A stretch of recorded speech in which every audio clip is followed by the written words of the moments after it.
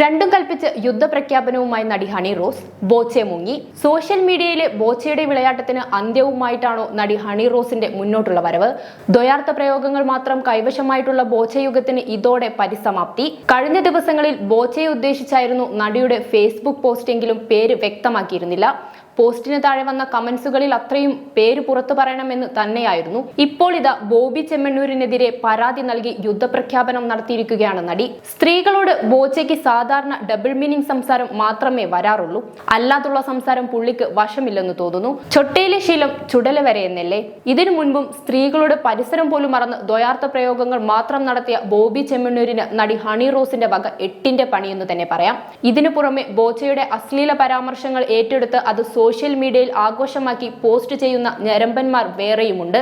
ഇത്രയൊക്കെ സംഭവിച്ചിട്ടും ബോച്ചയുടെ തല പിന്നെ കണ്ടിട്ടില്ല. എന്തിനും ഏതിനും വീഡിയോകളുമായി സോഷ്യൽ മീഡിയയിൽ പ്രത്യക്ഷപ്പെടുന്ന ബോച്ചെ തടി തപ്പിയെന്ന് തോന്നുന്നു. ബോബി ചെമ്മണ്ണൂരിന്റെ ഇനിയുള്ള തിരിച്ചുവരവ് കേസ് കെട്ടണയുമ്പോഴായിരിക്കുമെന്ന കമന്റ്സുമായി ഒരു കൂട്ടം ആളുകൾ വേറെയും രംഗത്തെത്തിയിട്ടുണ്ട്. എന്തൊക്കെയായാലും സോഷ്യൽ മീഡിയ മുഴുവൻ നടിയെയും ബോച്ചയുടെയും ആരാധകരുടെ മത്സരമാണ് കമന്റ്സ് ഇടാൻ.